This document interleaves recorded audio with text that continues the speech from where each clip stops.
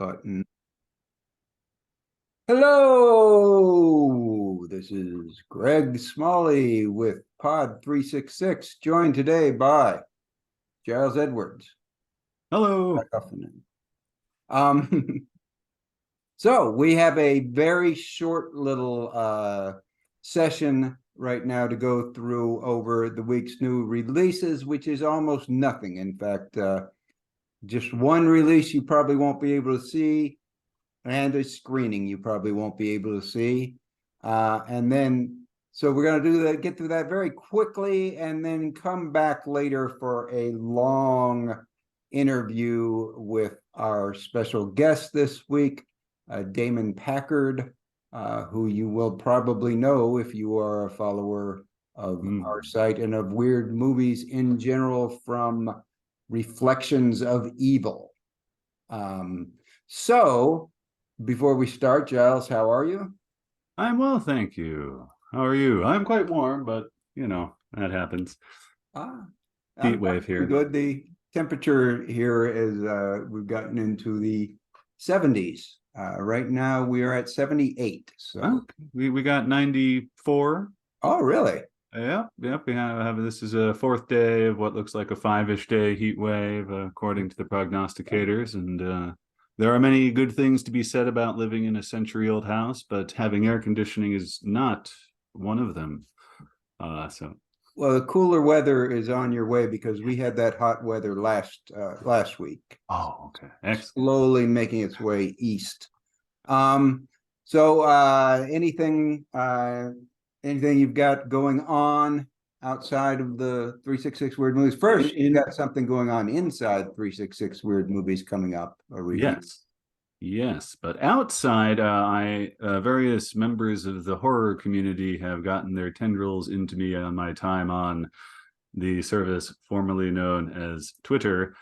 And so for Kendall Reviews, tagline Together, Let's Promote Horror, I have written today and released today a review of one of the darker Fantasia offerings from 2 festivals ago, Megalomaniac, directed by Karim Ouelhaj, if hopefully I'm pronouncing that close to correctly. And yes, a very dark film about the theoretical daughter and son of the Butcher of Mons, a notorious serial killer from Belgium in the mid-90s. So that film is actually getting some degree of theatrical release on Friday, which is today when you're seeing this. So you might even be able to find that one slightly more easily than the other 2 things we'll be talking about. Maybe. And what site was that for again? That is kendallreviews.com. KENDALL reviews.com. Okay. And for us, you'll be reviewing next week coming up Cosmic Disco Detective Renee, and it has 2 other titles, but I'll let you all find that next week. That's how we're referring to it. I think he settled on the title of Cosmic Disco Detective Renee, Mystery of the Immortal Time Travelers. Yes. Which we've talked about a lot and interviewed the director, so we'll have that. But let's jump in. Since that said, I've got nothing going on other than working on the book in the background. So let's see what we have this week, which, as I've said, isn't very much. And I'm going to have the wrong photo up when I put it up. No, we got time to fill, so yeah, we can. Has it shown up? I do not see any. You don't see anything yet. Okay. Well, like I say, it wouldn't be Pod 366 if things. Hey, all right. See one picture or 2? I see the thumbnails for 2 at the bottom, and of course, and I see I'll call it a dual portrait. Yes. All right. So what we're looking at here is a theatrical release somewhere. Probably need to do a little more research to see exactly where this is playing. It's not playing for very many people because of the nature of the project. It is called Hello Dankness. Hello Dankness. And so what this is this is a how shall we say, a copyright violation, It looks like a whole lot of them, yeah. it's a montage movie where they've taken clips from other movies and altered them and put it in the 2016 presidential election. So what we have here in this still is Mike Myers as Wayne from Wayne's World, with a bust of Donald J. Trump as an emperor, Roman emperor with a laurel.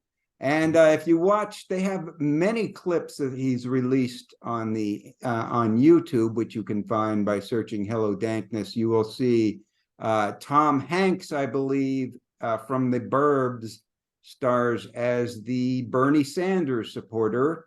Annette Bening, I'm not sure what movie it's from, but Annette Bening plays the Hillary Clinton supporter. And I'm not sure, there's others in there. I know there's Napoleon Dynamite shows up in there. There are a lot of clips, and they're all repurposed and reused. Giles, can you tell us anything else about this that I haven't covered? It seems like a very thorough description. I did find a list of these theatrical screenings if you'd like me Okay, to. read that off. All right. So today for you, fine people, 8th of September and the 9th, there are, let's see, it looks like there's a 7:20 showing on the 8th and 9th of September, so this Friday and Saturday. And on the 10th, Sunday, there's a 5:40 showing, and it looks like each of them will have Q&As and special guests. Then on the 13th, in conjunction with the Chicago Underground Film Festival, it will be kicking off that festival. So that is next week. Some point. Then the International Film Directing Festival Serbian premiere, if you happen to be watching or listening to us in Serbia. It will be at that festival between the 15th and 20th of September is when that runs. And then if you're in Austria, you will have to wait until the 21st through the 1st of October for the Slash Film Festival there. And then for our Vancouverian Canadian friends, it looks like the 30th of September and the 2nd of October at the Vancouver International Film Festival, each of those screenings featuring Q&As, and it looks like it wraps up, oh no, it keeps going, wraps up almost at the Roxy in San Francisco on the 5th of October, the Tallgrass Film Festival in Wichita on the 7th, and then the Lausanne Underground Film and Music Festival Swiss premiere for our Swiss friends out there, the 18th through 22nd of October. One of the movies in that date slot will be Hello Dankness. And that's all presuming that it doesn't get pulled at some point by a big studio, because they don't appreciate the appropriation of their material. I don't think they will, but I wouldn't have thought that Hello Joker movie, which we talked about a couple times in last week, would have been pulled either, because it's what they call the Streisand effect, right? When you object to something, it brings it more notoriety and people want to go see it.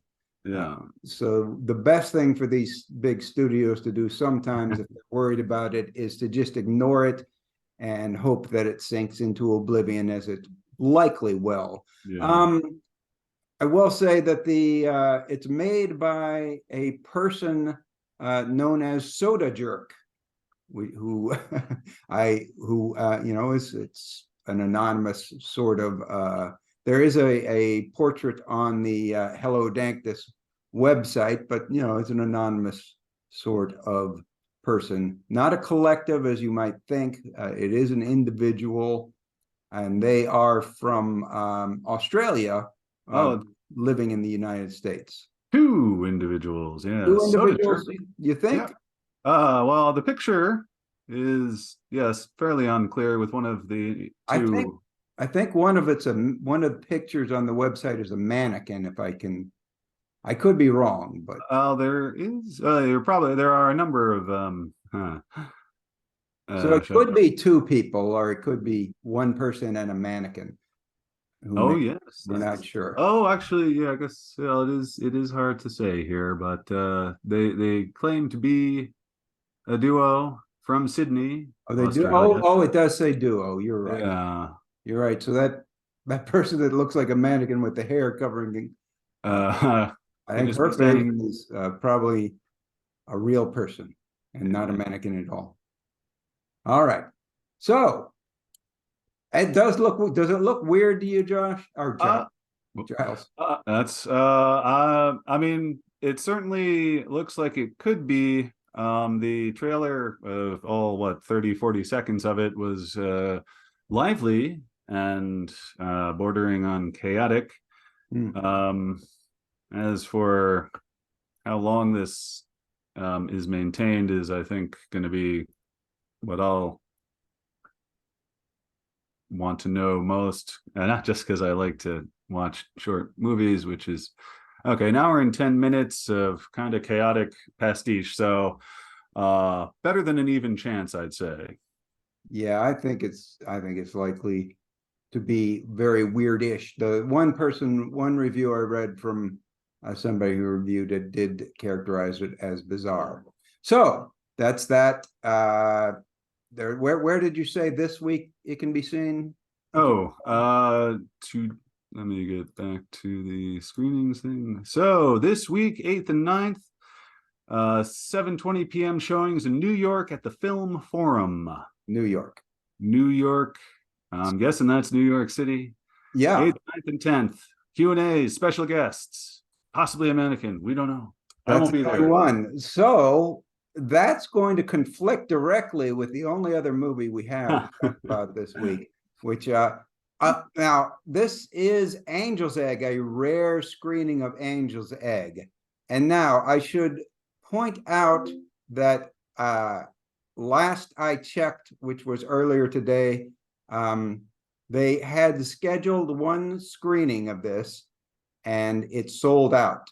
And therefore they scheduled another screening of it and it is also sold out. So not only are you you have to be in New York to see this, but you have to have bought your ticket already. So we're not telling anybody anything that they don't know. You could show up and look for a scalper, I guess, or hope that somebody This would be one of the cooler things to try and get a scalp ticket for. yeah.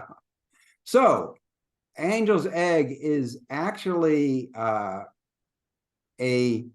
OVA, which is original video animation. It was not therefore released to theaters.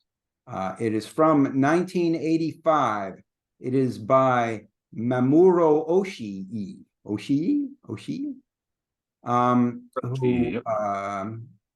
has done many, known for Ghost in the Shell and also known for, on our list, Beautiful Dreamer, which is under its Japanese title, Urusei Yatsura 2, Beautiful Dreamer.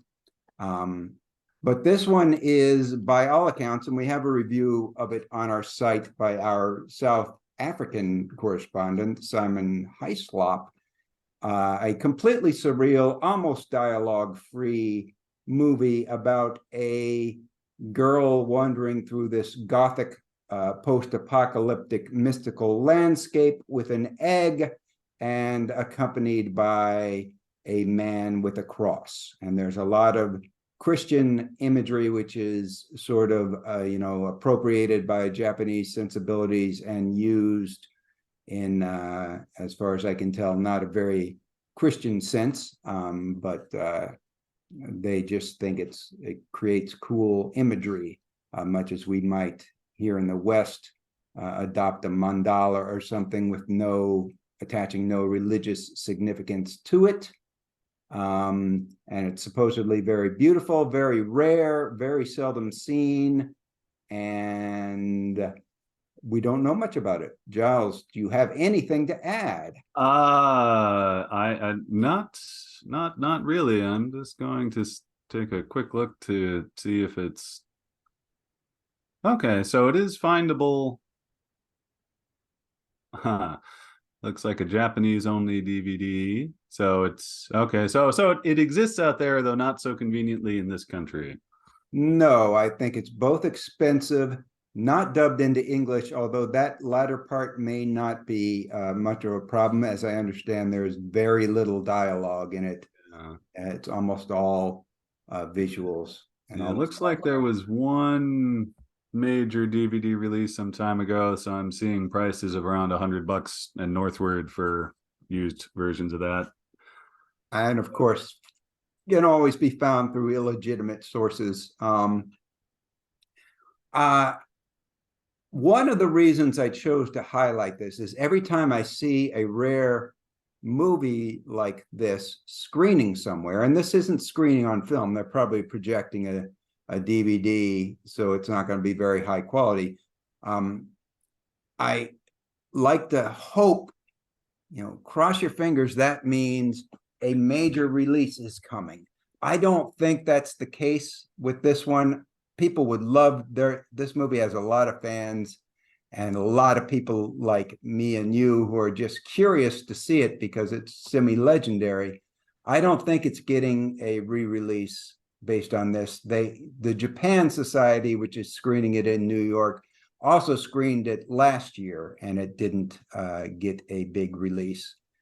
This time it's being screened in conjunction with a retrospective of the artist Asano, who not the director but the artist who created all the images. So there's interest in it. I like to hope and wish and pray that that's going to translate into it getting a release. Certainly there is a market for it, but we haven't heard anything about any legitimate leads about Angel's Egg getting a real legitimate re-release anytime soon, which is a shame. But I mean, there's a market for it. There are companies that specialize in this kind of thing. As long as somebody can find a master somewhere, it's doable. But it's not that old and the filmmaker is still alive, so I guess perhaps slightly more optimistic than normal. However, considering how that hasn't translated into this being available yet anyway, makes for a who can say kind of thing, I guess. Yep. So a bit scary. This is a very light week. There was nothing to talk about, almost nothing. We had to stretch a little to find those two rare items to talk about that are things, you guys can dream about seeing someday. Probably not see this weekend, but hey, put it on your list of rare. Yeah, well, there are still rarities out there in this age of everything being on Tubi. Yeah. And there is a subreddit devoted to trying to pressure Criterion into releasing Angel's Egg. So, always go out there and apply pressure to cyberspace.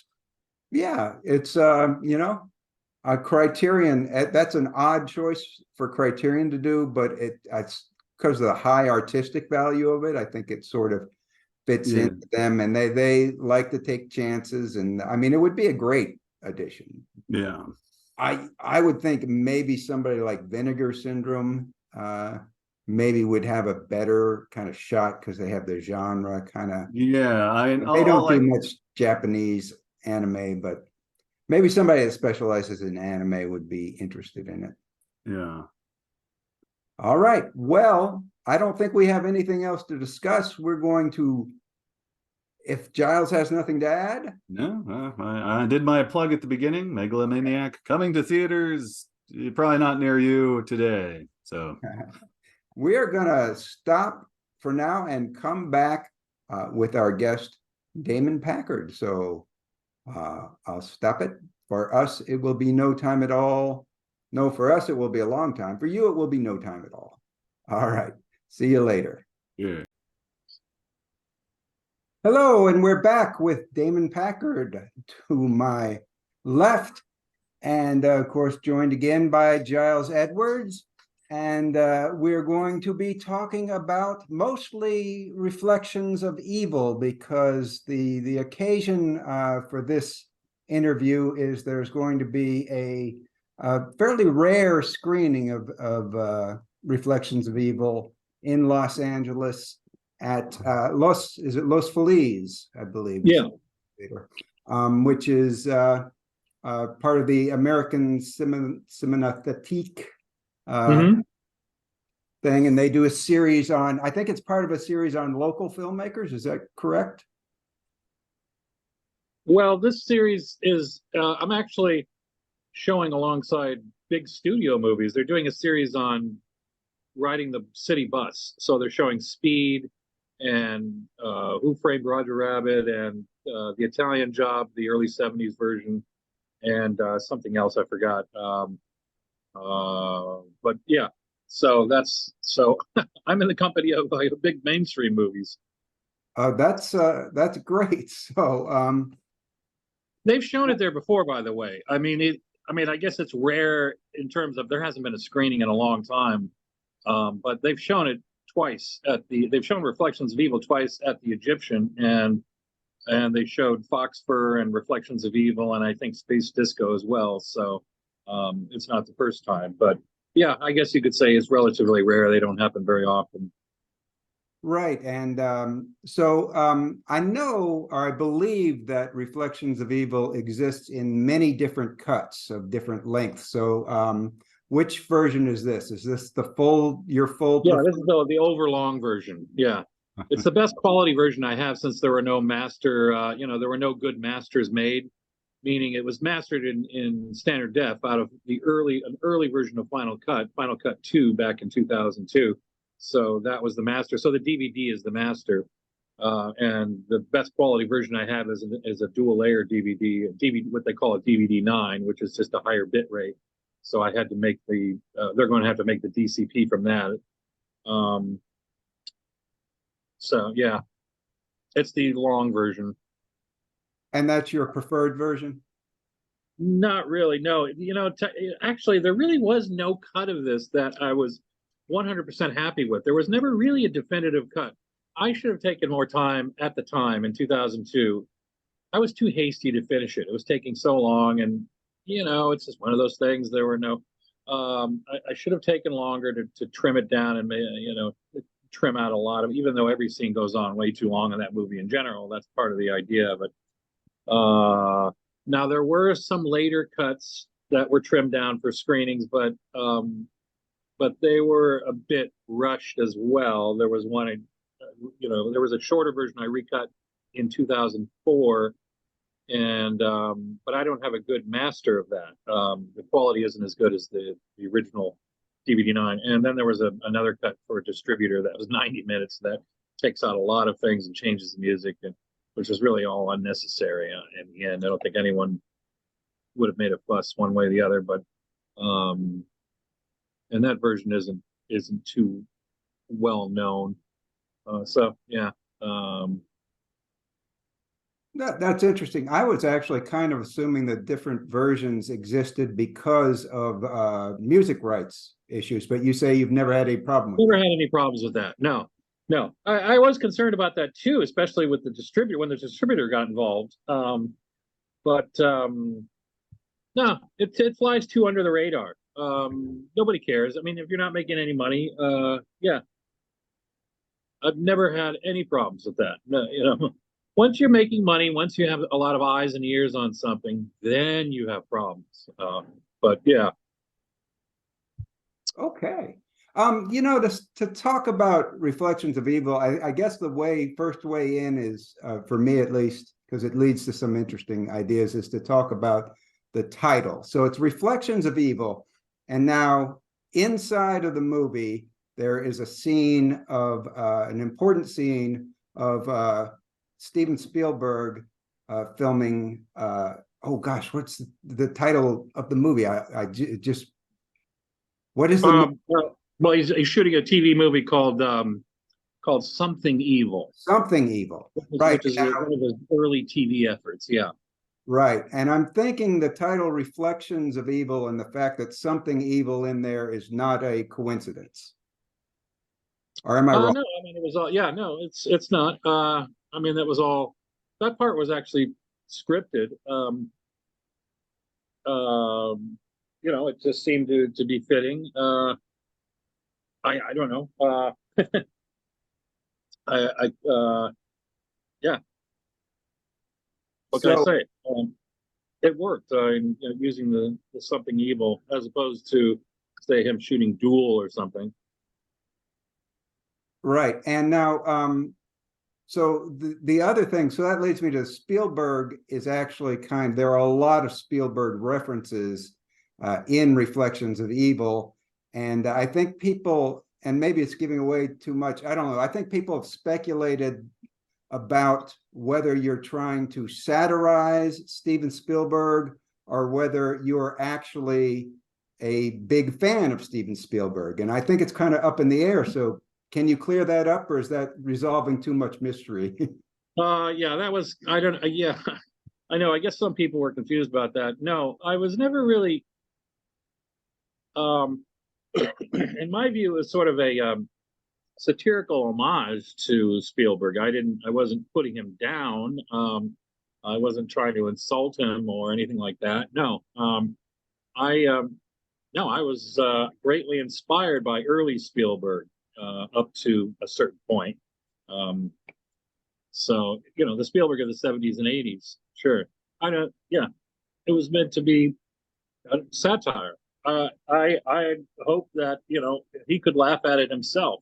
I don't know if he's ever seen it or he would, or how he would respond to it. But, that's what I would hope. Right, right. So you are going to introduce the movie at the screening, is that correct? Yeah, I guess I have to, yeah. I think people who've seen the movie understand that it is not an easy movie to explain or to synopsize. It is fairly crazy, and so it's about Steven Spielberg. It's about a very overweight watch salesman. It's about his sister who had a PCP overdose and is a ghost. It is about a ride at the Schindler's List ride at Universal Studios. My main takeaway, having seen it for the very first time, the overlong cut, as you described it, just yesterday morning, it seems to be primarily about societal disintegration, and I don't want to tap into that to sound pretentious here, but there is a palpable chaos and fury in pretty much every street scene. Yeah, absolutely. Yeah, that was probably the main inspiration for it. That, it was a combination of various ideas. A lot of films I made there were 2 or 3 movies fused together, or various ideas shoehorned together. One idea was the early 70s. The idea for the Spielberg flashback in Universal Studios, I think that may have been a separate idea. And the other idea for the watch peddlers stuck on the streets and in this endless loop in purgatory, maybe that was another one. And then, so that was, but ultimately it is about chaos, society breaking down, anger, rage, fear, and people just losing it, flipping out at a moment's notice for no reason whatsoever. That was something I really wanted to carry across. Just this sort of everyone just kind of losing it and freaking and just anger, rage all over the place, everyone wanting to kill each other. And then there was an aspect I wanted to try to illustrate in the movie, which didn't really come across, or I wasn't really able to expand on, which was the energy that rage and anger creates, this sort of palpable force of energy that manifests in some way. Well, that certainly surrounds the main character as he walks around, because he's creating all this anger wherever he goes. He's got a bubble of anger and rage, surrounding him, and that affects other people. I wanted to try to illustrate, I wanted visual effects to illustrate that, that wherever he's going. I was kind of exploring this a little bit in Foxford too. It was about energy and creativity and different time periods and things like that. And again, that didn't really even come across very well in that movie. But yeah, that was a big part of it.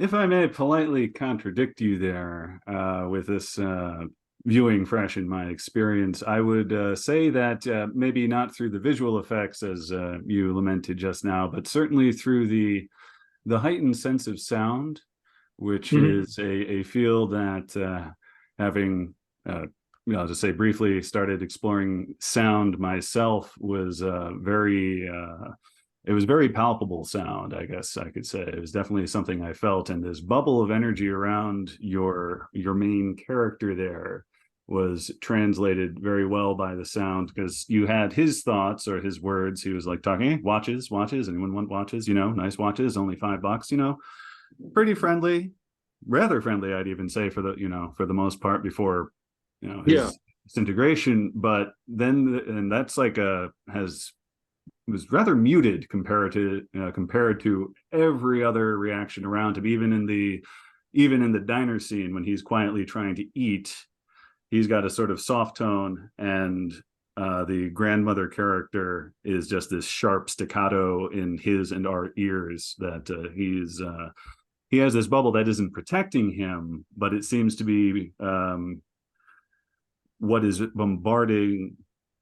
It's like it's separating him from this surrounding fury. Mm-hmm. Okay. Okay. Well, yeah. Well, that sounds great. I mean, yeah, thanks.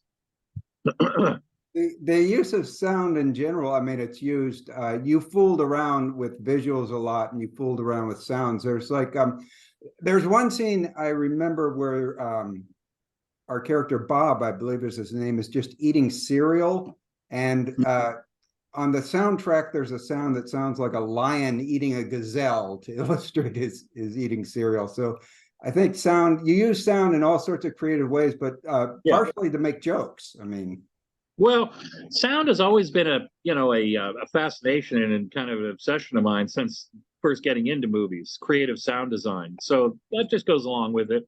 I always wanted to have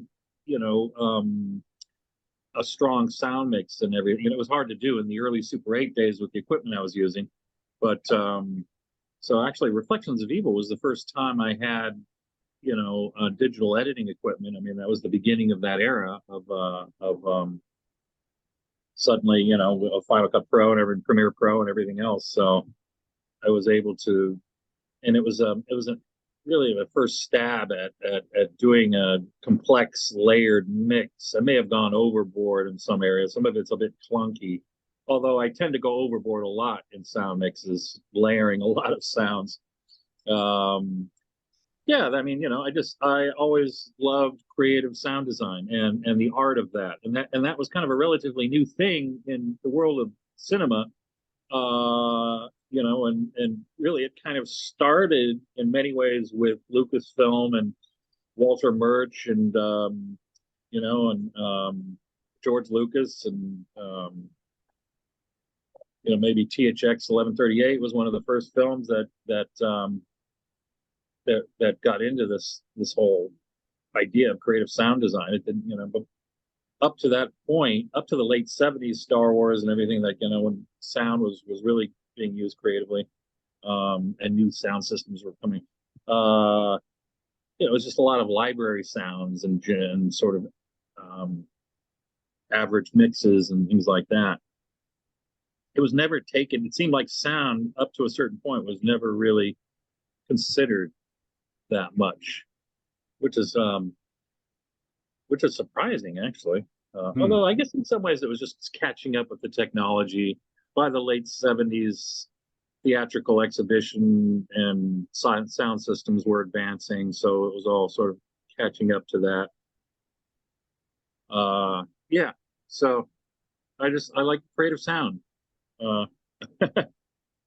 No, I can understand that because, yeah, certainly with the advent of sound in general with motion pictures, after there had been, that comparative mastery of manipulating the image, all of a sudden having to add this entirely new dimension and have it associate with that image when that hadn't quite been an issue beforehand. So yeah, this catch-up time certainly makes sense to me. Yeah.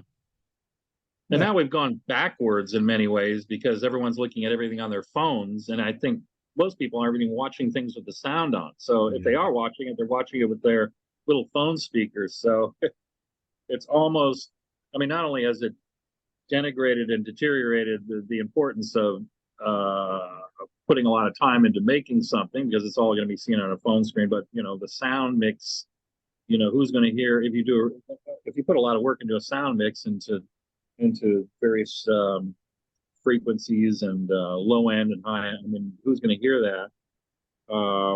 Unless you're having some screenings, or if you're lucky to, get some kind of proper distribution. You have a lot of people that are audio visual files that want high-end home theater systems.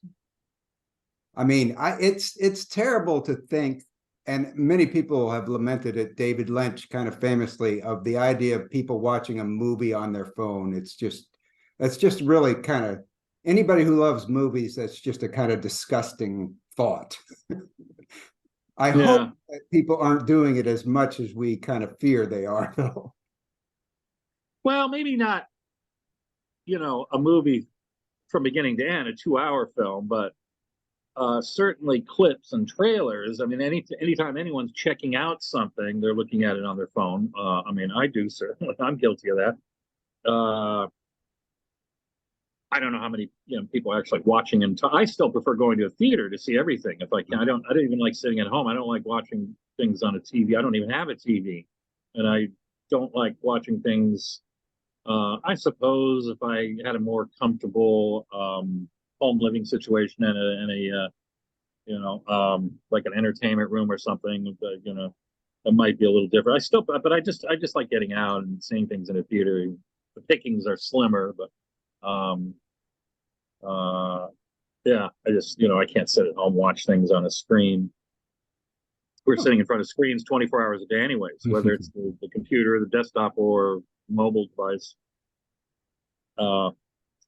So yeah, but as far as all I mean, if you're making movie, on the scale I am, as just doing a lot of these little independent shorts and things, they're not getting any kind of, people are just looking at them on their phones. So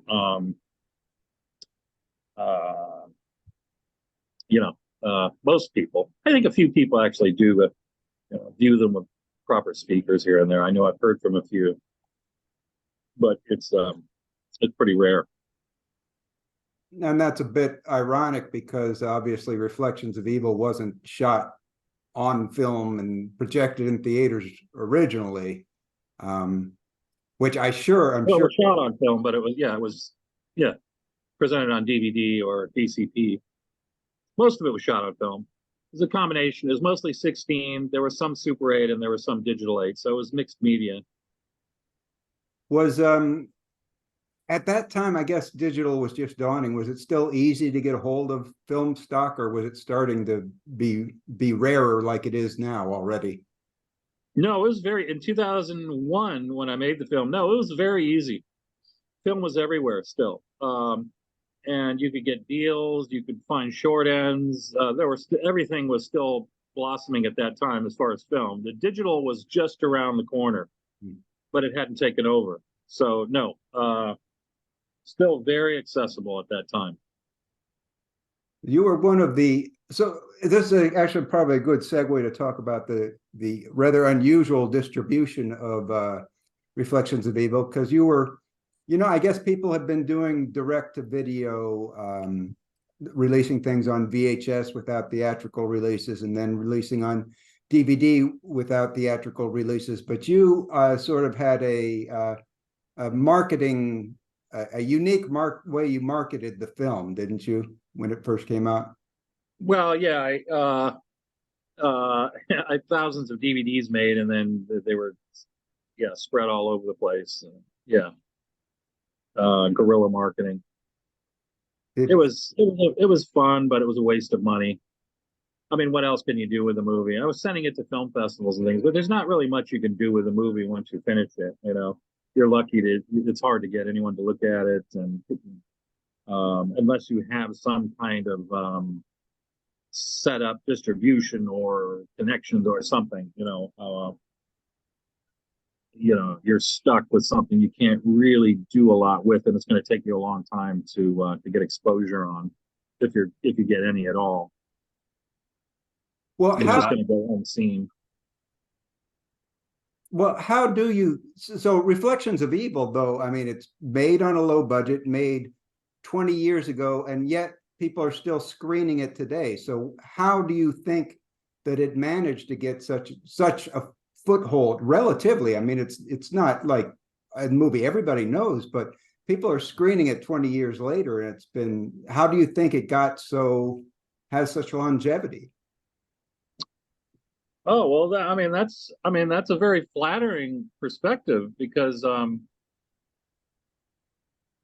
validates some aspect of success. Because I don't really, yeah, I guess it has some cult following, but it's still pretty small in the scheme of things. Well, I don't know. I mean, that's very happy to hear. And yeah, to some small degree, I guess that's true. I wouldn't know how to answer that. I mean, other than that, just I guess with maybe a more direct spin on Greg's question there, you said you're going to be shown alongside a number of other films with the bus theme. Do you know how you got like hooked into that with those, shall we say, larger name movies than Reflections of Evil, that yours came to the attention of the people planning this festival? Oh, I don't know. I guess they were just looking for movies that were centered around or had a lot of public transportation in it. I don't, they weren't focused on underground independent movies necessarily. Mine just, I don't know.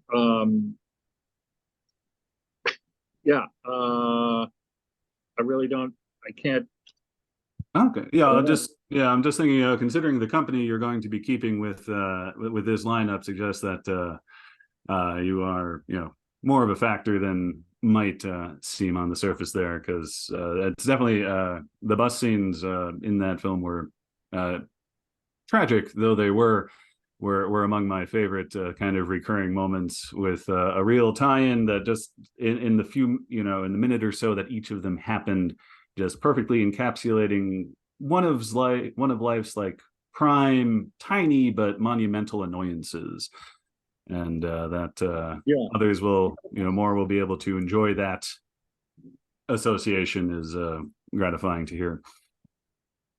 Oh yeah. The bus is, I think, a great environment to have scenes take place, especially if you live in a big city. I mean, if you're unfortunate to go without a car for a period of time, anyone who knows that, especially if you live in a city like LA, you're basically done at that point. You're homeless. You're in the worst condition possible. And it's just insane. It's depressing enough to be, to have to go without a car, but you can't afford to Uber every day everywhere. And you have to deal with the bus. It just reminds you of how bad your situation is, and you're surrounded by insanity. Everything becomes a complication at that point. Just getting around, the amount of time it takes and the planning you have to do and everything. And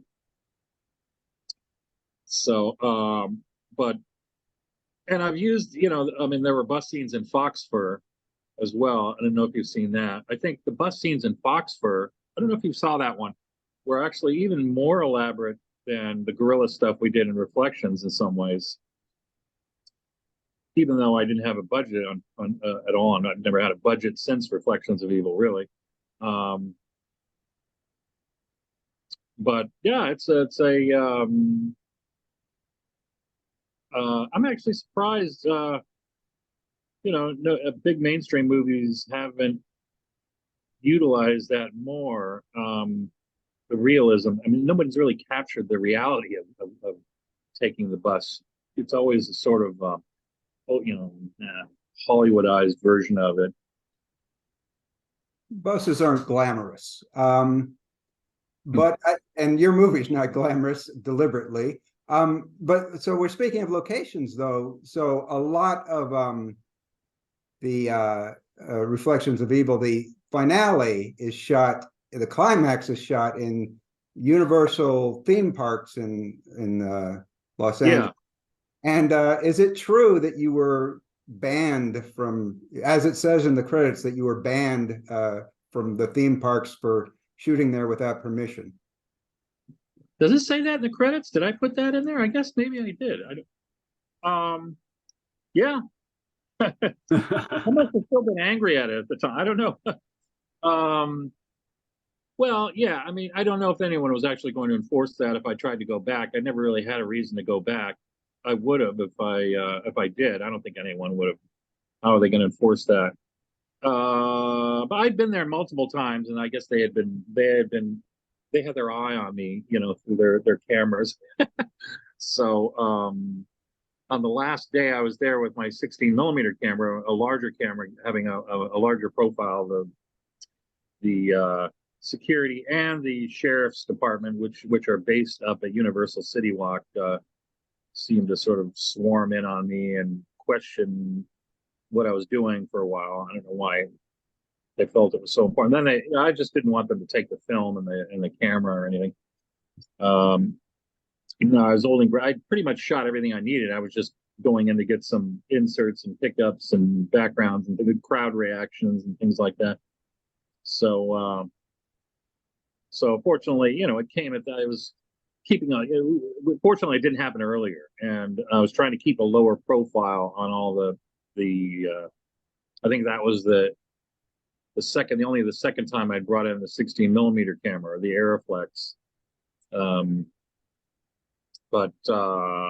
Yeah, they did. I mean, I think they said that I was banned or something like that. I can't remember.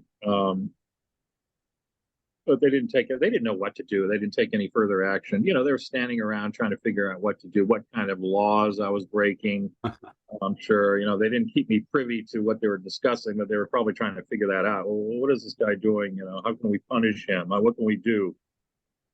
Because they couldn't just, say sorry and goodbye. So they just banned me. Did that experience of yours happen before or after you'd filmed your character's experience with the ostensibly undercover policeman who is hassling him about the watches? I think that was shot early on, actually. The undercover, right? Yeah, those are the early scenes. That was a coworker. That guy wasn't really an actor. He was. The casting of that movie was all over the place. There was a lot of just friends and people and non-professionals. And that guy was a coworker of a friend of mine who just seemed like a character that I had to put in the movie. So it's one of those improvised things. Yeah, I could definitely feel the vitriol there, and yes, it parallels nicely with your actual run-in with security people who are hunting around for a reason to hassle you. So just wondering about that. Oh yeah. Well, yeah. I mean, any guerrilla film. I mean, any independent filmmaker has to do a lot of guerrilla shooting. Knows the troubles you run into getting kicked off of locations, and it was something I was constantly dealing with. I don't know if it's so much of a problem now as it was in the past. It might be a little easier now because everyone's shooting everything and on their phones, and depending on what location you're on. But it's really when you're bringing in film cameras and it's really difficult to guerrilla shoot, especially the locations I wanted to shoot on. They always had security and cameras. So it was always a challenge. and I had to keep coming back. Like, heck, I've been thrown off location so many times, and I had to keep coming back with the actors if they were game for it, to shoot things. All those, pretty much every scene in the movie, probably every scene in that entire film, we were probably thrown off of the location, and I had to come back and shoot more. That whole, I'm just thinking off the top of my head, that whole opening sequence with the girls running around the deserted buildings. We were thrown off there multiple times, even though it looks like it's all deserted. There was security there patrolling, and most other scenes that weren't on public sidewalks. We were probably thrown off, or wasn't paying for them. Okay. There is a listing on IMDb for, I don't know how long it's been there. I think it's been there for a while, for Reflections of Evil 2. The next or the same day, I think. Is that, obviously, I mean, you'd have to get money to do that. Is that something that's you see in the future as happening? No. No, that was a friend of mine, Chris Kane, have posted that up there a long time ago, actually. I never bothered to have it taken down. I thought it was funny, because some people do ask about that, but no, that isn't happening. Reflections. I mean, it has the most generic title. It sounds like he made it. He made it sound like some really bad '90s direct-to-video. The Next Day, Reflections of Evil 2. Yeah. But no, that's not happening. So what is? I wouldn't really have an interest in doing a sequel to it. Of course, like, yeah, if someone came along with some money, sure, yeah, of course, that would change things. But I wouldn't want to play the part myself. Of course, money would probably change that decision in a second as well. But Funny how money works that way. Yeah. So what are you working on then right now and in the near future? Nothing. Just surviving, just client project and things. I mean, I don't know if you've probably seen. I've got a bit obsessed experimenting with a lot of AI shorts, and over the last few months, since it's rapidly progressed to such a degree, it keeps getting better all the time. Every week they keep improving it. They keep adding features, and keep getting hooked into you can, pretty much anything off the top of your head now. You can make a little movie just by generating the images, experimenting with text to video or image to video, using image reference. You can use Midjourney or one of the other sites to generate images and then animate them, and you can get some very detailed images off of that. So it's so interesting to me how far that's going to go, because they're going to have to probably restrict it before it gets to the point where 3D animators feel like their jobs are getting jeopardized. I mean, people who are putting a lot of work into this kind of 3D work, now you can just type it in, and it's not, you're not getting the level of detail and resolution and control, but still, it could get close to that very soon. I'll be very curious to see how far that's going to go. I can believe that, because I can see your approach here to narrative very clearly, to me anyway, and do correct me if I'm mistaken, is telling a story through the editing, whereas others may choose a different angle. You have I guess, your storytelling machine that you're massaging a narrative into shape as your method. Yeah. And so I can certainly see how the AI thing is a perfect toy for someone like yourself. Yeah, absolutely. No, yeah, you get that right, because it kind of does its own thing, and it gives me ideas to expand on. Meaning the AI will create images that you don't, you'll type in various things, or you'll create images, and it'll sort of do its own thing, and that'll give me more ideas to expand on, as opposed to something that you're planning and storyboarding and down to every little frame. Yeah, it's interesting in that way. Yeah, and it is a lot about, from the process I have is just collecting a lot of footage, getting a lot of coverage. I do this. I'm shooting a sequence too, just as opposed to storyboarding or planning. Just shoot a lot of coverage and figure it all out in the editing later, which can be a bit daunting and from the editing perspective. But I don't know. That's just the sort of process I tend to have. I was thinking early on, when I first started making Super 8 films in the 80s, I was trying to be a sort of a planning filmmaker, storyboarding and making shot lists and planning everything, like but then it's when you're doing things for no money and you're out there guerrilla shooting, it's just impossible to in so many ways, and you'll get more interesting results with with accidents or taking advantage of accidents. So then it just became more involved in generating ideas just by accidents. Yeah. All right. You know what? We are actually running out of time, and we had so much to talk about. It's like impossible. So maybe we have you back again to talk about the rest of your career, because we only talked about Reflections of Evil. But thanks so much, Damon Packard, for being our guest. And before we go, we have one question. We might not have time, but try. Okay. Your hometown, and can you recommend a restaurant there, please? Akron, Ohio? You mean where I was born? Whatever you consider your home now. Oh, well, now, I mean, I was living in Burbank. Now I'm in West LA. So where I'm living now, a restaurant where I'm living now? Yeah. Cafe 50s. I live right down the street from a little place called Cafe 50s. Cafe 50s. And with that, we will sign off. Thank you so much, Damon Packard. Thank you. It was a pleasure speaking with you, Mr. Packard. See you later. Thank you. Yeah.